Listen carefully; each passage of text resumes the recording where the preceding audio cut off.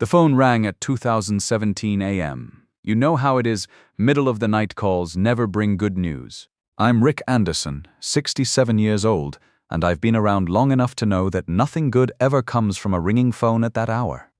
Mr. Anderson, this is Mercy General Hospital. Your son Carl has been admitted with a suspected brain aneurysm. You need to come immediately. My world stopped right there. Carl was only 35, healthy as a horse, with an 8-year-old son named Kevin. Brain aneurysms don't give warnings.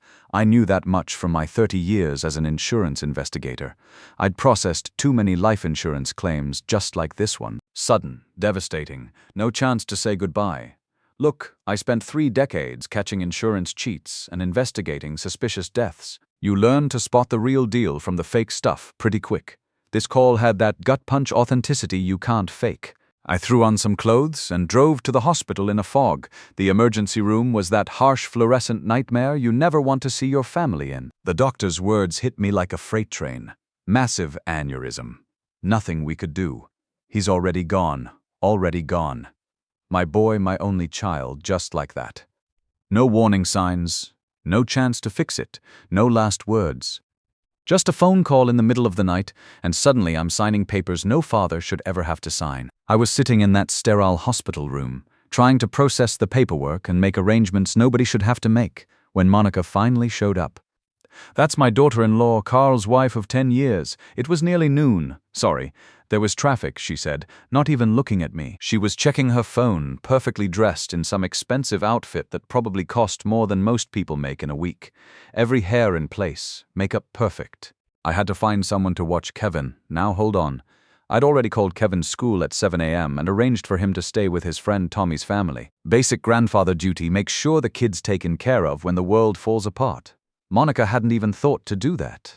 She'd left an 8-year-old boy wondering why his mom wasn't picking him up while she dealt with traffic for 10 hours. That should have been my first red flag. But grief makes you stupid sometimes. Carlo's gone, Monica, I told her straight. No point dancing around it. She put her hand to her throat in what looked like surprise, but something felt off. After 30 years investigating insurance fraud, you develop a nose for when people are performing instead of feeling. I'd seen this exact same gesture from a woman claiming her husband died in a boating accident. Turned out she'd hired someone to sink the boat while she was conveniently shopping 3 towns over. Monica's reaction had that same calculated quality, like she was remembering how a grieving widow should behave rather than actually being one. The funeral was 3 days later. I watched Monica work that room like she was networking at a real estate convention.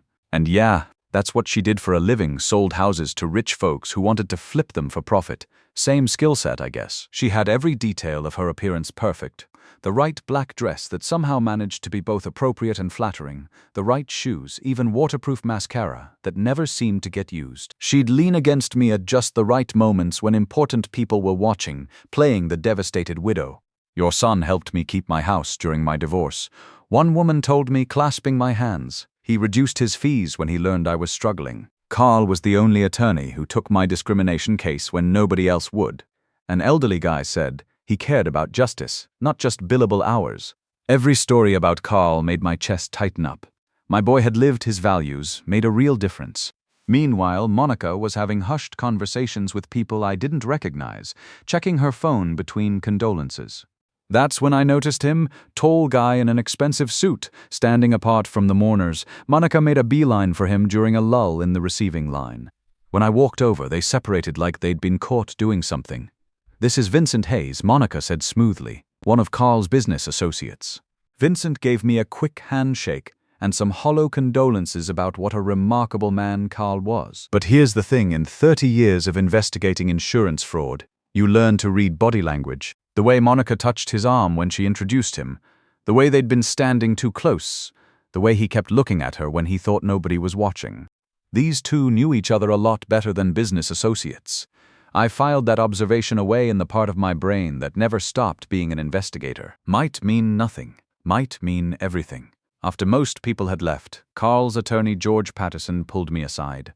George had been Carl's friend since law school, one of the good ones who actually gave a damn about people. "Rick, Carl left some specific instructions," he said quietly. "I can't go into details yet, but he wanted me to tell you something immediately. Trust your instincts about Kevin." Those words hit me harder than anything else that day.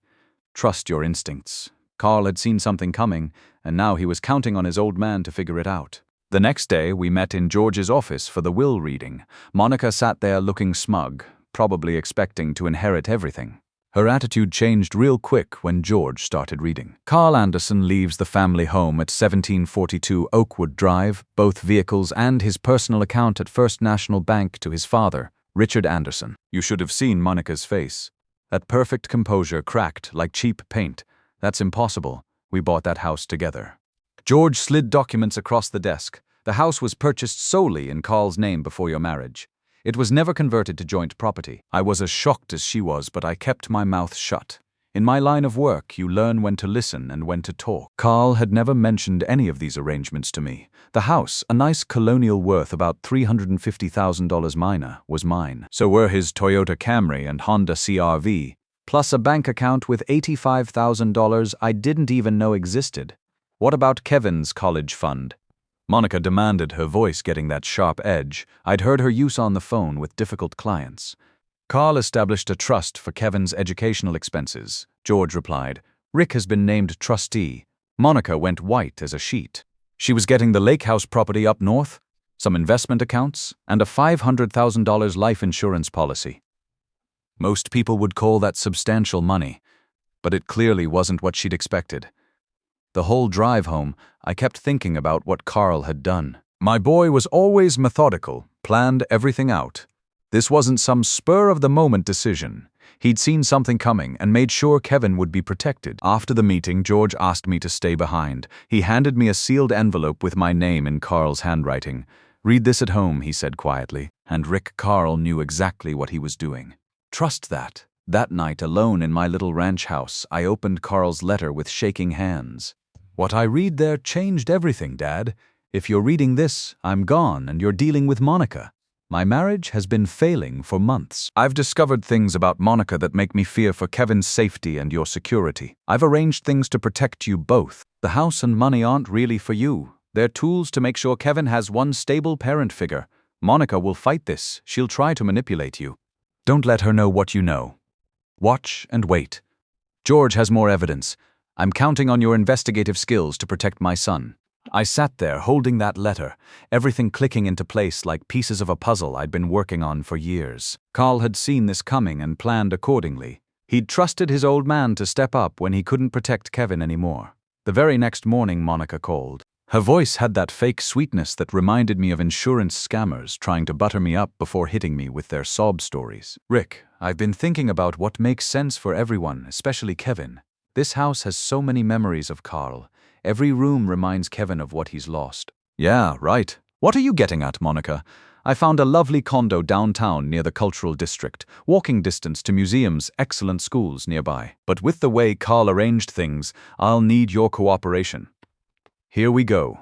Time to put on my act.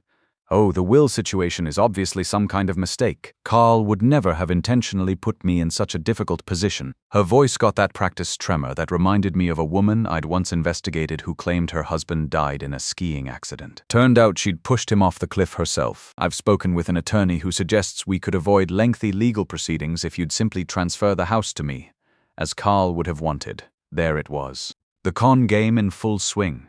I see. What does your attorney say about Carl updating his will just 3 months ago? A flash of something, irritation, maybe fear, crossed her voice before she caught herself. Carl wasn't himself in recent months. Working too hard, stressed about cases.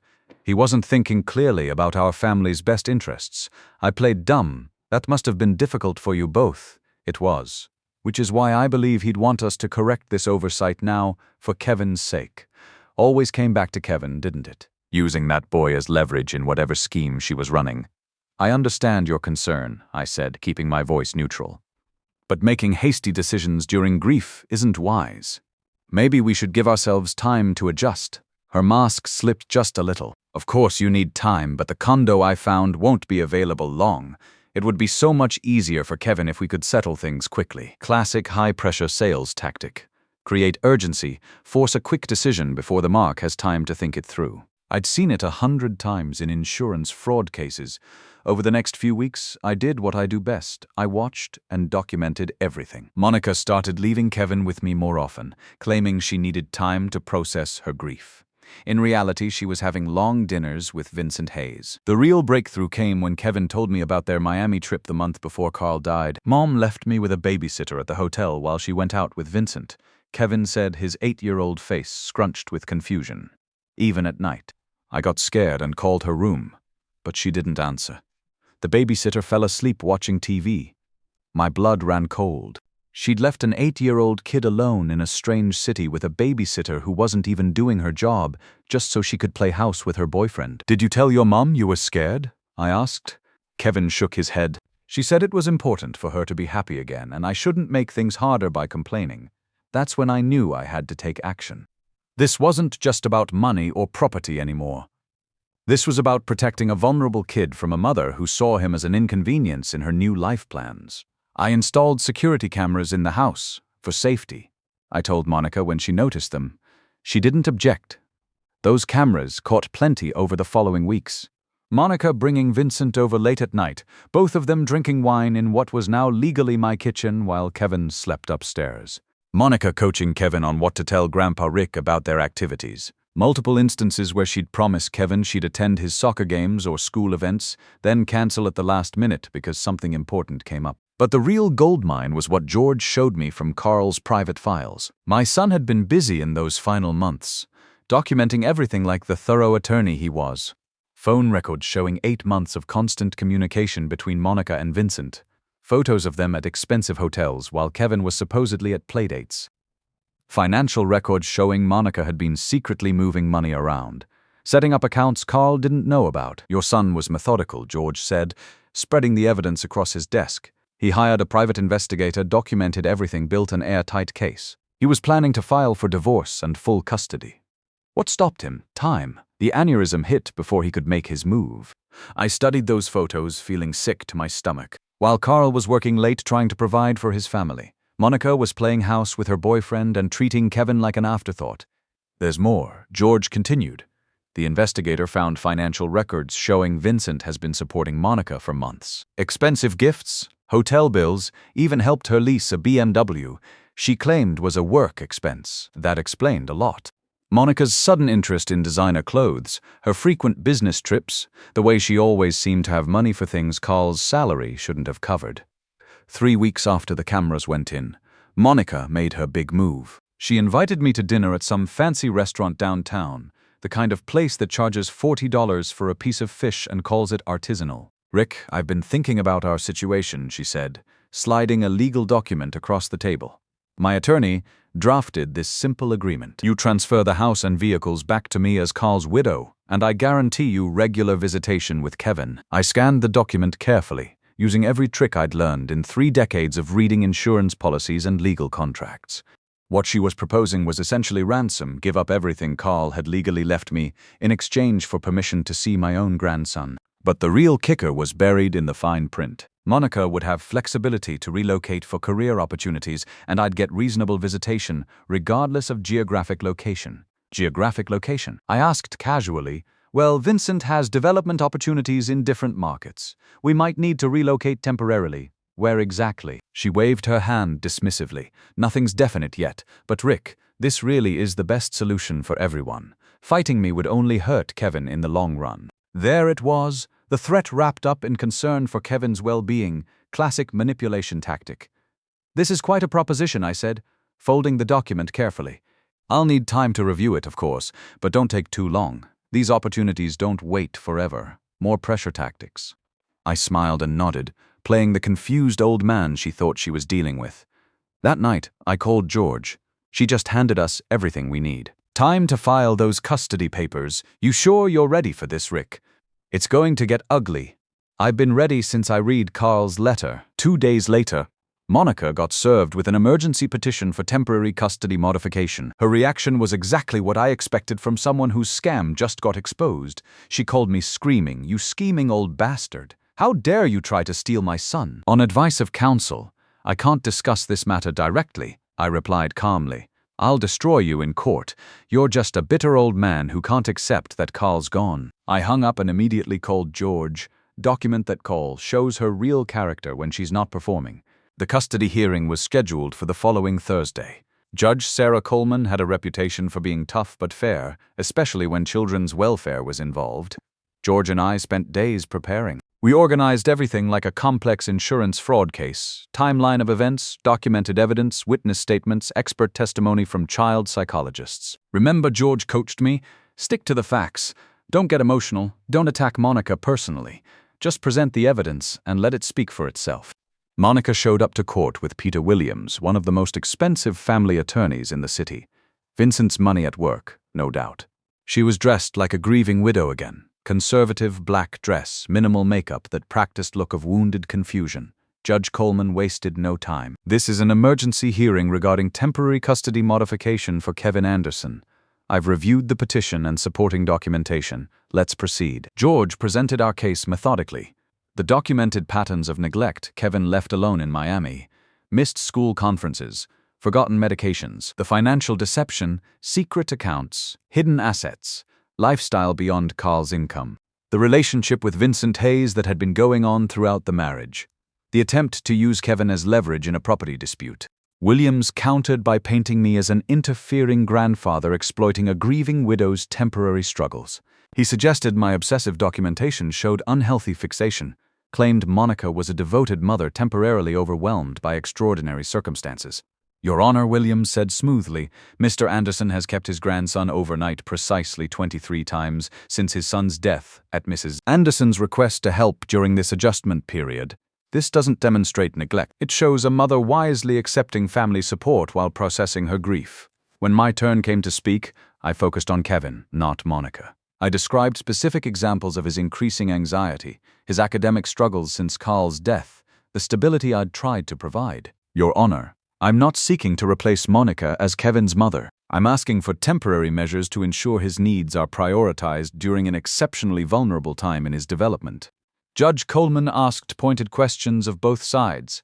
Finally, she announced she'd review everything in chambers and return with her decision in 1 hour. That 60 minutes felt like the longest hour of my life. When Judge Coleman returned, her face gave nothing away. You learn to read people in my business, but judges are in a league of their own when it comes to poker faces. Having reviewed all evidence and testimony, she began, her voice firm and authoritative. I find sufficient cause for emergency intervention in the current custody arrangement. My heart stopped. Temporary guardianship of Kevin Anderson is hereby granted to Richard Anderson for a period of 60 days. During which a full evaluation of the family situation will be conducted by court-appointed specialists. The sound that came out of Monica was somewhere between a gasp and a growl. Her carefully maintained widow act cracked completely as she turned to Williams, hissing accusations and demands for immediate appeal. Judge Coleman observed this reaction with raised eyebrows before adding, Mrs. Anderson, your response to this temporary ruling concerns me.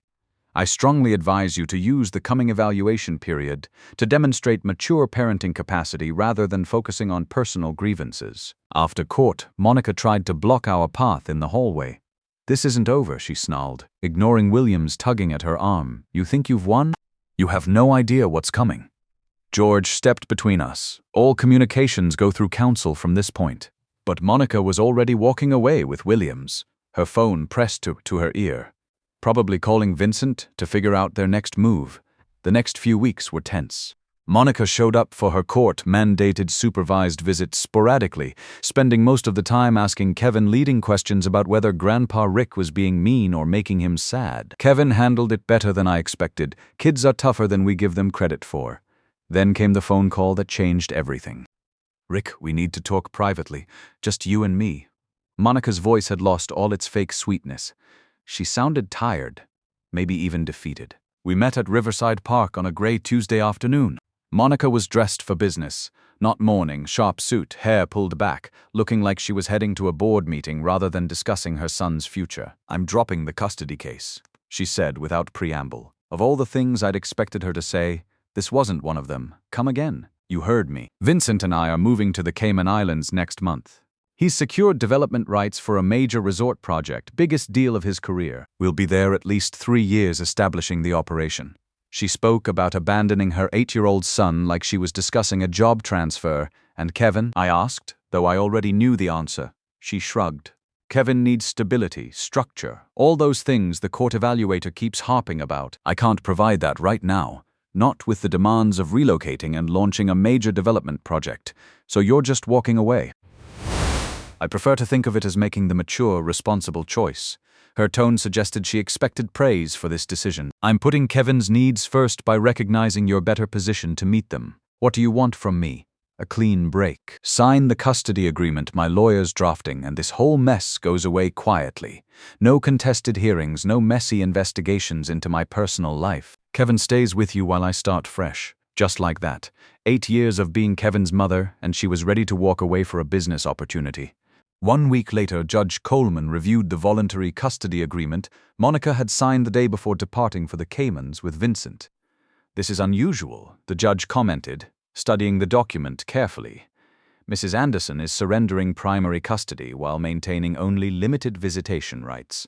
She believes it's in Kevin's best interest while she relocates internationally, George explained diplomatically. Judge Coleman's expression suggested she saw right through that excuse, but she nodded slowly. Mr. Anderson, you're prepared to assume full legal guardianship of your grandson. Without hesitation, Your Honor. Based on all evidence presented throughout these proceedings, custody of Kevin Anderson is hereby granted to Richard Anderson with support arrangements as outlined in the voluntary agreement. That was 3 years ago. Kevin's 11 now, thriving in middle school, playing baseball in the spring and soccer in the fall. We've got our own routines: Saturday morning pancakes, Sunday afternoon fishing, homework at the kitchen table while I cook dinner. He asks about his mother, sometimes usually around holidays or his birthday. I tell him she's living her own life in a different country, that adults sometimes make choices that are hard for kids to understand. He usually nods and goes back to whatever he was doing. Kids adapt when they feel secure. Monica sends a birthday card and Christmas money each year, always late, always with some generic message about missing him. Kevin opens them politely, says thanks, and files them away. He's moved on in that remarkable way children do when they're surrounded by people who actually put them first. The house Carl left me has become our real home now. Kevin's got his own room, his projects spread across the garage workbench, photos of his science fair wins on the refrigerator. We've planted a garden in the backyard where Kevin grows tomatoes and I grow the patience to let an 11-year-old help with power tools. People sometimes ask if I'm angry about what Monica did. Honestly, I'm grateful. She showed her true colors before Kevin got old enough to be permanently damaged by her selfishness. Carl saw it coming and made sure his son would be protected, even after he was gone. Look, I know some of you reading this might be dealing with similar situations. Maybe it's not a daughter-in-law. Maybe it's an ex-spouse or a step-parent who puts their own interests ahead of the kids involved. Here's what I learned. Trust your instincts, document everything, and don't be afraid to use the legal system when children's welfare is at stake. Sometimes being the adult in the room means making hard decisions that others won't make. Your kids and grandkids are counting on you to step up when it matters. Don't let them down.